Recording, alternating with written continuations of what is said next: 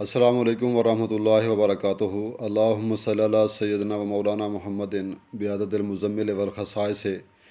नाज़रीन व सामीन, मैं मज़हर अब्बास जंजुआ अपने यूट्यूब चैनल से हाज़िर हूँ। जिन दोस्त अहबाब ने मेरे चैनल कशफुल अमलियात और इसरारुल अमलियात को सब्सक्राइब नहीं किया, उन तमाम से गुजारिश है कि मेरे दोनों चैनल को सब्सक्राइब कर लें और बेल आइकन को प्रेस कर दें ताकि मेरे आने वाली तमाम वीडियोज़ आपको मिलती रहें। नाज़रीन, आज का जो अमल आप लोगों की खिदमत में पेश करने लगा हूँ, ये एक दोस्त की फरमाइश पर पेश खिदमत है और गुर्दा व मसाना के दर्द और पथरी का ये बहुत ही मुजरब और कामयाब किस्म का रूहानी तरीक़ा इलाज है।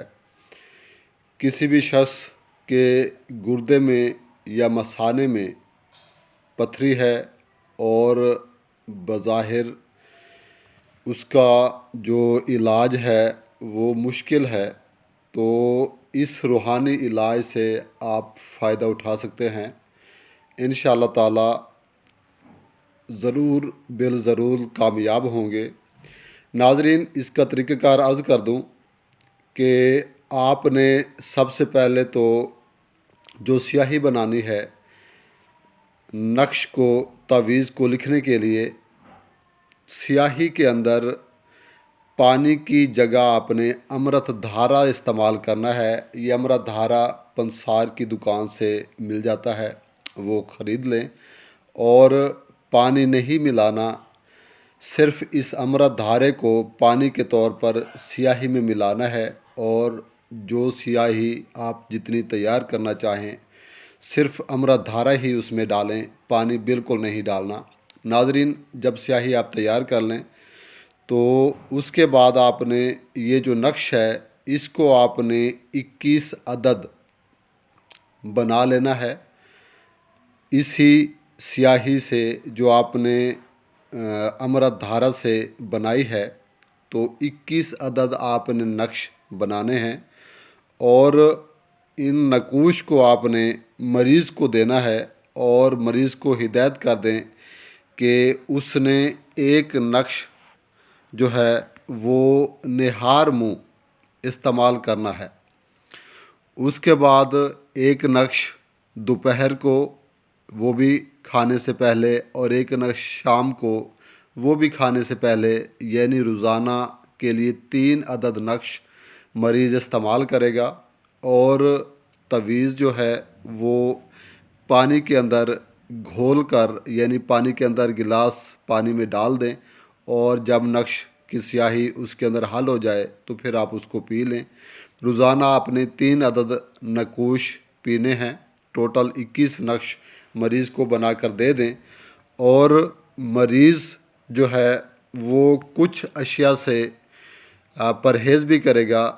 परहेज़ ये है कि मरीज़ तली हुई अशिया बिल्कुल इस्तेमाल ना करे, यानी चिकनाई वाली तेल में जो घी में तली हुई चीज़ें होती हैं वो बिल्कुल इस्तेमाल ना करे और पानी जो है वो ज़्यादा से ज़्यादा पिएगा जितना हो सके, और चावल भी बिल्कुल मना कर दें।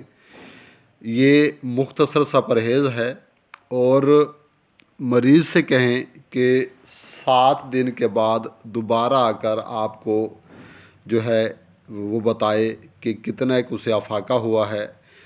अगर ज़रूरत पड़े तो 21 अदद नकूश उसे दोबारा बना कर दें।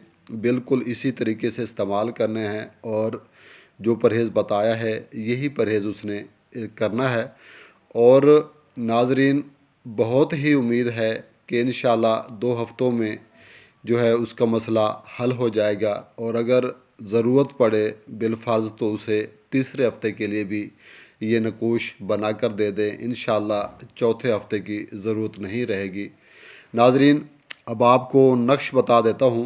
नाज़रीन, सबसे पहले आपने बिस्मिल्लाह लिखना है, उसके बाद अल वाहिदो अल कहारो अल जब्बारो, ये इसी लाइन में आपने इसी तरतीब से लिख देना है। इसके नीचे बिस्मिल्लाह के नीचे आप लिखेंगे काशिफ़, उसके बाद अल वाहिदो के नीचे काशिफ़ और आगे काशिफ़, और फिर चौथे नंबर पे अल जब्बार के नीचे भी काशिफ़ लिखेंगे। इसके नीचे आपने इसी तरतीब से जो पहला काशिफ़ का लफ्ज़ आपने लिखा है उसके नीचे कसम यानी काफ स्वाद मीम, और फिर आगे इसी तरतीब से चारों अल्फाज के नीचे यही लफ्ज़ 4 मरतबा आपने लिख देना है। उसके नीचे शाफ़ी शाफ़ी शाफ़ी शाफ़ी ये भी आपने 4 मरतबा इसी तरतीब से लिखना है। इसके नीचे आप एक ख़त लाइन खींच दें और नीचे ला इलाहा इल्ला अंता सुबहानका इन्नी कुन्तु मिनज़ ज़ालिमीन ये आपने आयत करीमा लिख देनी है। और नीचे आपने मकसद लिखना है कि फ़लाँ बिन फ़लाँ को गुर्दा व मसाना की मर्ज़ से निजात हो। यहाँ आप दर्द, तकलीफ़, पथरी उसका हवाला दे सकते हैं। और नीचे लिखें बहक़ व कज़ालिका नुंजिल मोमिनीन।